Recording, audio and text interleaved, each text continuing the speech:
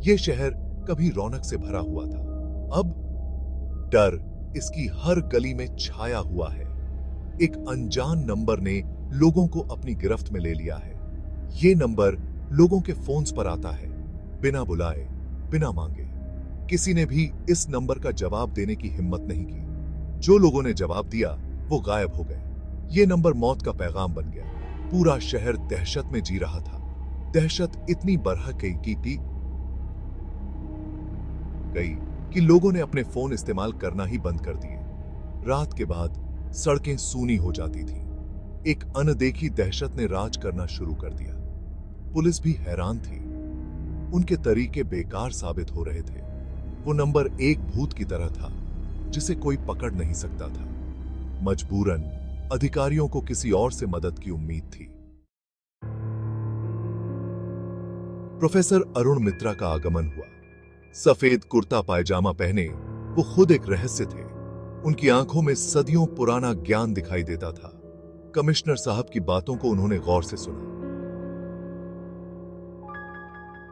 ये नंबर, इसका कोई पता नहीं चलता? कमिश्नर ने सिर हिला दिया। नहीं, हमारे एक्सपर्ट्स भी हैरान हैं। टेक्नोलॉजी की भी एक सीमा होती है, लेकिन आत्माएं वो अलग ही दुनिया में काम करती हैं। उन्होंने पीड़ितों के सामान को देखने की गुजारिश की। पुलिस लाचार होकर मान गई। मित्रा ने आंखें बंद करके हर एक चीज को छुआ, जैसे किसी कनेक्शन की तलाश हो। दूसरी दुनिया से कोई आवाज उन्हें सुनाई दे। दिन रात बीतते गए। पूरा शहर बेसब्री से इंतजार कर रहा था। मित्रा अथक प्रयास कर रहे थे। अजीब और गरीब उपकरणों की रोशनी में उनका चेहरा चमक रहा था। उन्होंने नेटवर्क लॉग्स मंगवाए थे। डाटा बड़ा ही अजीब था। कोई कॉल नहीं की गई थी।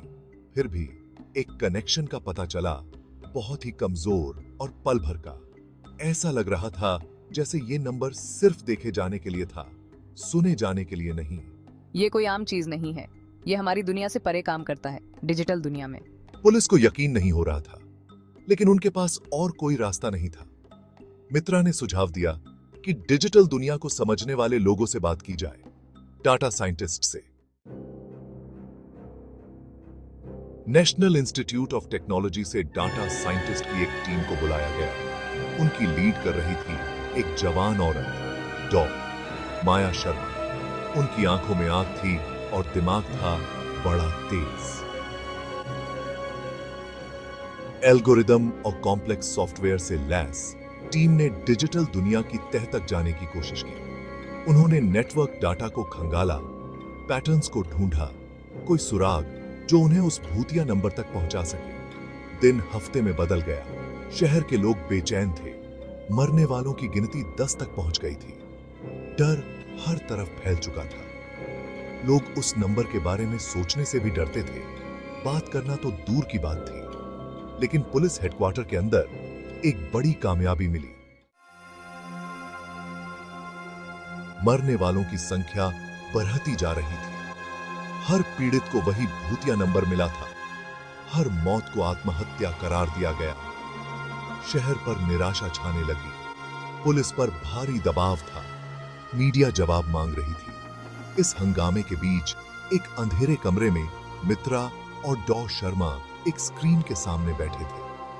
डाटा एक डरावना पैटर्न दिखा रहा था। सभी पीड़ित एक ही वेबसाइट पर गए थे। उन्होंने लिंक की तरफ इशारा किया। वो अक्षरों और नंबरों का एक अजीब और गरीब मिश्रण था जो बेतरतीब सा लग रहा था। लेकिन मित्रा के मन में किसी बुरी शक्ति का एहसास होने लगा था। वेबसाइट एक डरावनी भूल भुलैया थी। इसमें अजीब प्रतीक, प्राचीन मंत्र और एक भयानक तस्वीर थी। अंधेरे का एक घूमता हुआ वॉर्टेक्स और बीच में खून के रंग में वो भूतिया नंबर चमक रहा था। डॉ. शर्मा की टीम ने कोड का विश्लेषण किया। यह बहुत ही जटिल और उन्नत था।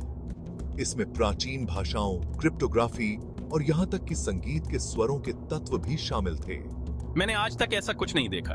एक जूनियर डाटा साइंटिस्ट ने फुसफुसाते हुए कहा। उसका चेहरा पीला पड़ गया था। मित्रा की नजरें स्क्रीन पर टिकी हुई थीं। उन्हें अपनी रीढ़ की हड्डी में एक ठंडी सी लहर दौड़ती हुई महसूस हुई। यह सिर्फ एक वेबसाइट नहीं थी। यह एक रास्ता था, किसी बुरी शक्ति का द्वार।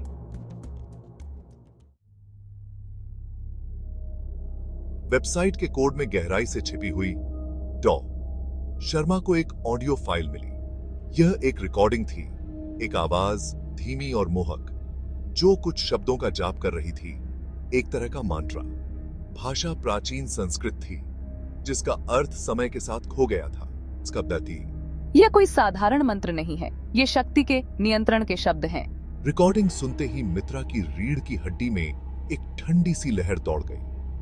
उन्होंने बताया कि जब इस मंत्र को वेबसाइट पर मौजूद दृश्यों के साथ जोड़ा जाता है तो यह एक शक्तिशाली मोहक प्रभाव पैदा करता है।